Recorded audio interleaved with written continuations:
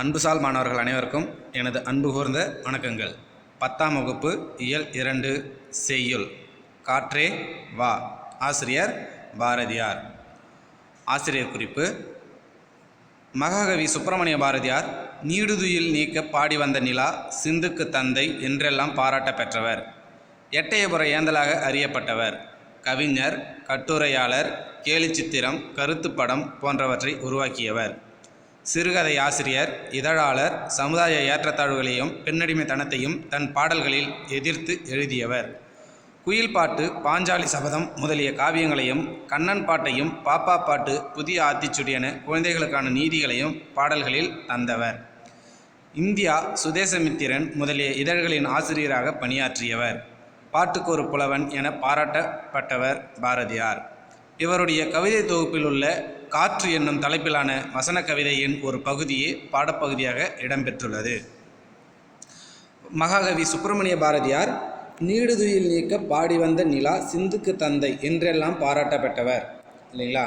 அப்போ பாரதியாருக்கு வழங்கப்பட்ட வேறு பெயர்கள் இல்லைங்களா, அவரை எவ்வாறு பாராட்டினார்கள்? நீடுதுயில் நீக்க பாடி வந்த நிலா, நீண்ட துயரத்தை நீக்குவதற்காக பாடலின் மூலமாக ஏழைகள் துயரை போக்கியவர்.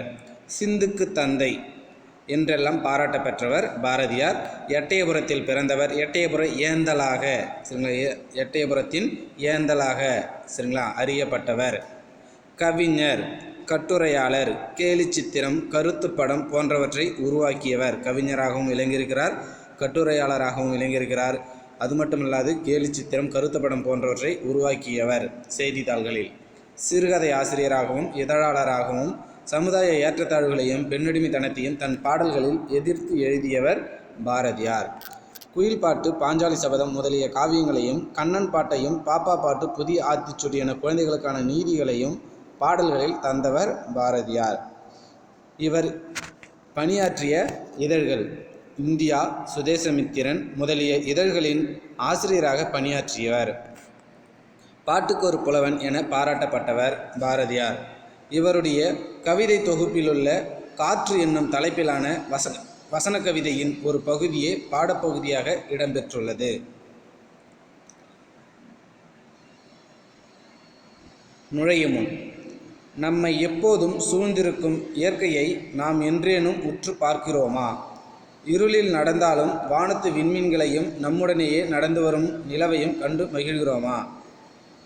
காடு, மலை, அருவி, கதிரவன் இவற்றோடு இயைந்ததே இயற்கை வாழ்வு. நீரின்றி அமையாது உலகு என்றார் போல காற்றின்றி அமையாது உலகு உயிரியக்கம் என்பதையே வெவ்வேறு கோணங்களில் காலந்தோறும் கவிஞர்கள் பலரும் பாடி வருகிறார்கள். இப்போ உலக உயிர்களினுடைய இயக்கம் காற்று. உலக உயிரினுடைய இயக்கத்திற்கு காரணம் காற்று இல்லைங்களா. அத்தகைய காற்றை நாம் காலந்தோறும் பல கோணங்களில், பல நிலைகளில், பல வழிகளில் நாம் அதனை பாடி வருகின்றோம். இங்கு பாரதி எப்படி பாடுகின்றார்? நம்மை எப்பொழுதும் சூழ்ந்திருக்கும் இயற்கையை நாம் என்றேனும் உற்று பார்க்கிறோமா? நம்மை சுற்றியுள்ள இயற்கையை நாம் என்றாவது உற்று பார்க்கிறோமா அல்லது ரசிக்கிறோமா? இருளில் நடந்தாலும் வானத்து விண்மீன்களையும் நம்முடனேயே நடந்து வரும் நிலவையும் கண்டு மகிழ்கிறோமா?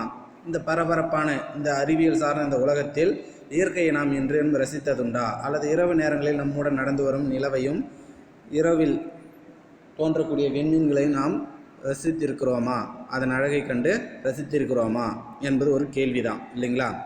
காடு, மலை, அருவி, கதிரவன் இவற்றோடு இயைந்ததே இயற்கை வாழ்வு சரிங்களா. இவற்றோடு இயைந்ததுதான் இயற்கை வாழ்வு. இத்தகைய இயற்கையை நாம் என்றேனும் ரசித்திருக்கிறோமா?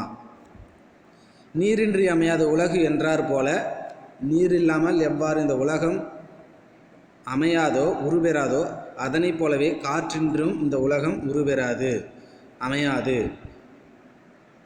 காற்றின்றி அமையாது உலக உயிரியக்கம் என்பதையே வெவ்வேறு கோணங்களில் காலந்தோறும் கவிஞர்கள் பலரும் பாடி வருகிறார்கள்.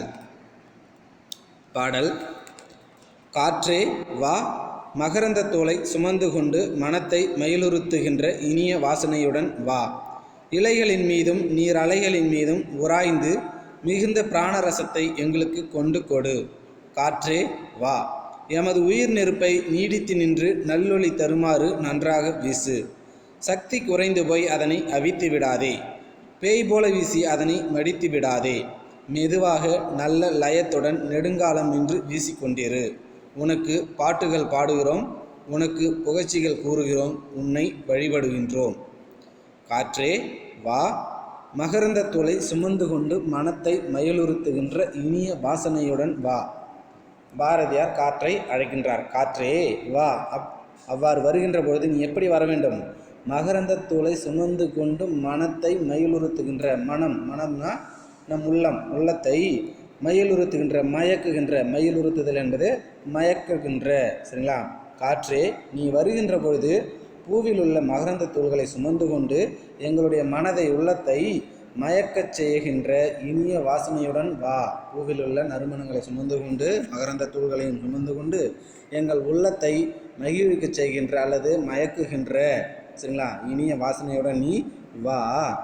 இலைகளின் மீதும் நீர் அலைகளின் மீதும் உராய்ந்து மிகுந்த பிராணரசத்தை எங்களுக்கு கொண்டு கொடு. பிராணரசம் உயிர்வழி, பிராணம் என்பது உயிர்வழி, மூச்சுக்காற்று.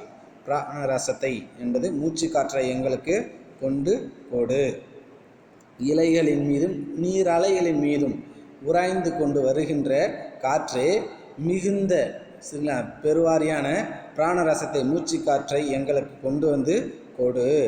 காற்றே வா, எமது உயிர் நெருப்பை நீடித்து நின்று நல்லொளி தருமாறு நன்றாக வீசு. காற்றே நீ வா, எமது உயிராகிய நெருப்பை நீடித்து நின்று நல்லொளி தருமாறு, நீண்ட காலம் நீடித்து நிற்க, எனது உயிரானது நிலை பெற்று நீண்ட காலம் நிற்பதற்கு எம் உயிர் போன்ற விளக்கு, இந்த இடத்துல உயிரை விளக்காக சொல்கிறாங்க, அந்த விளக்கு நீண்ட காலம் சுடர்விட இல்லையா, இல்லைன்னா நான் நீண்ட காலம் உயிர் வாழ எனக்கு நல்வழி தருமாறு நன்றாக வீசு. சரிங்களா? நான் உயிர் வாழ்வதற்கு, நான் நீண்ட காலம் உயிர் வாழ்வதற்கு எனக்கு நன்றாக வீசு. சக்தி குறைந்து போய் அதனை அவித்து விடாதே. சரிங்களா? உனது காற்று, உனது சக்தியை குறைத்து கொண்டு நீ வீசாமல் நின்று என் மூச்சு காற்றை நிறுத்தி விடாதே. என் மூச்சு காற்றாகிய விளக்கை அவிழ்த்து விடாதே. அல்லது பேய் போல வீசி அதனை மடித்து விடாதே. அல்லது வேகமாக வீசி எனது மூச்சு காற்றை அவிழ்த்து விடாதே. காற்று வீசாமல் நின்றாலும் நாம் உயிர் வாழ இயலாது, வேகமாக வீசினாலும் காற்றை நாம் சுவாசிக்க இயலாது, இல்லைங்களா?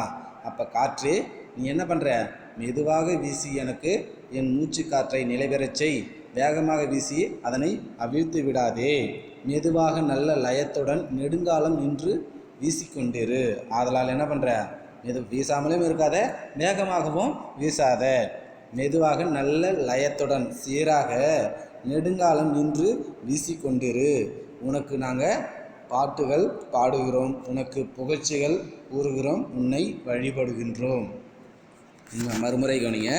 காற்றே வா, அவ்வாறு நீ வருகின்ற பொழுது பூவில் உள்ள மகரந்த தூள்களையும் மனத்தையும் சுமந்து கொண்டு வா.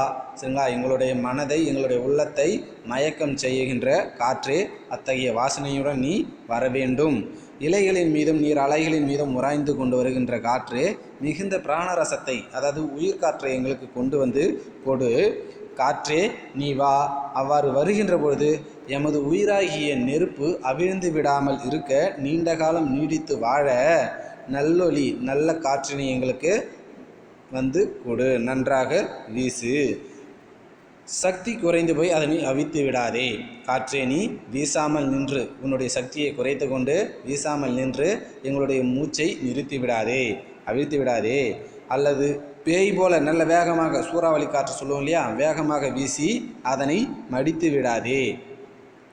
மெதுவாக நல்ல லயத்துடன் நெடுங்காலம் நின்று வீசிக்கொண்டிரு. நீ மெதுவாக நல்ல லயம்னா சீராக நெடுங்காலம் நின்று வீசிக்கொண்டிரு. அப்பொழுதுதான் நாங்கள் உயிர் வாழ இயலும்.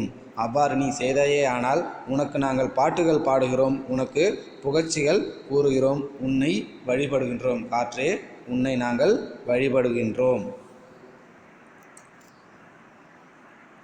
தெரிந்து தெளிவோம். உரைநடையும் கவிதையும் இணைந்து யாப்புக்கட்டுகளுக்கு அப்பாற்பட்டு உருவாக்கப்படும் கவிதை வடிவம் வசன கவிதை எனப்படுகிறது. ஆங்கிலத்தில் ப்ரோஸ் போயட்ரி, ஃப்ரீவர்ஸ் என்றழைக்கப்படும் இவ்வடிவம் தமிழில் பாரதியாரால் அறிமுகப்படுத்தப்பட்டது. உணர்ச்சி பொங்க கவிதை படைக்கும் இடங்களில் யாப்பு தடையாக இருப்பதை உணர்ந்த பாரதியார் இவ்வடிவத்தை லகுவாக கையாண்டுள்ளார். இவ்வசன கவிதையே புதுக்கவிதை என்ற வடிவம் உருவாக காரணமாயிற்று. கட்டாயம் கேட்கப்படக்கூடிய வினா, சரிங்களா? வசன கவிதை என்றால் என்ன? நிச்சயம் 2 மார்க்கில் வரக்கூடிய வினா. உரைநடையும் கவிதையும் இணைந்து யாப்பு கட்டுக்களுக்கு அப்பாற்பட்டு உருவாக்கப்படும் கவிதை வடிவம் வசன கவிதை எனப்படுகிறது. உரைநடையும் கவிதையும் இணைந்து சேர்ந்து யாப்பு கட்டுக்களுக்கு அப்பாற்பட்டு, யாப்பு என்பது ஒரு இலக்கண முறை, அந்த இலக்கண முறைகளுக்கு அப்பாற்பட்ட, இலக்கணம் என்பது இப்படி தான் எழுத வேண்டும் என்ற ஒரு முறை இருக்குது, சரிங்களா? அந்த இலக்கண முறையை உடைத்தெறுவது தான் வசன கவிதை, சரிங்களா? உரைநடையும் கவிதையும் இணைந்து யாப்பு கட்டுகளுக்கு அப்பாற்பட்டு உருவாக்கப்படும் கவிதை வடிவம் வசன கவிதை எனப்படுகிறது. ஆங்கிலத்தில் இதனை ப்ரோஸ் போயட்ரி, அதாவது ஃப்ரீ வேர்ஸ் என்று அழைக்கப்படும். இவ்வடிவம் தமிழில் முதலில் யார் கொண்டு வந்தது பார்த்தோம்னா பாரதி தான் அறிமுகப்படுத்துகிறார். பாரதியாரால் அறிமுகப்படுத்தப்பட்டது. உணர்ச்சி பொங்க கவிதை படைக்கும் இடங்களில் யாப்பு தடையாக இருப்பதை உணர்ந்த பாரதியார் இவ்வடிவத்தை லகுவாக கையாண்டுள்ளார். நமது உணர்ச்சிகளை வெளிப்படுத்துவதற்கு யாப்பு என்பது தடையாக இருக்கிறது. அந்த இலக்கண முறை என்பது இப்படி தான் எழுதணும், எதுகை மோனையோட தான் எழுதணும், ஏய்போட எழுதணும், இல்லைங்களா? சந்த நயங்கள், அந்த நயங்களோட தான் எழுதணுன்றது இலக்கண முறை, யாப்பு முறை, சரிங்களா? அப்போ நம்மளுடைய உணர்ச்சியை கொண்டு போய் நம்ம எழுத போகிறோம்னா அந்த யாப்பு முறைக்கு ஏற்ப நம்ம எழுதும்போது நம்மளுடைய உணர்ச்சியானது அங்கே தடைபடுகிறது, சரிங்களா? அப்போ நம்மளுடைய உணர்ச்சியை அப்படியே கொண்டு வந்து எழுதுவதற்கு அந்த யாப்பானது தடையாக இருக்கிறது, சரிங்களா? அப்போ அந்த யாப்பு முறையினை உடைத்தெறிந்து வசன கவிதையாகவே எழுதலாம் என்ற முறையை கொண்டு வந்தவர் தான் பாரதியார். யாப்பு தடையாக இருப்பதை உணர்ந்த பாரதியார் இவ்வடிவத்தை லகுவாக கையாண்டுள்ளார். இவ்வசன கவிதையே புதுக்கவிதை என்ற வடிவம் உருவாக காரணமாயிற்று. காலப்போக்கில் புதுக்கவிதை உருவாகுவதற்கு காரணமாக இந்த வசன கவிதை காரணமாக உள்ளது.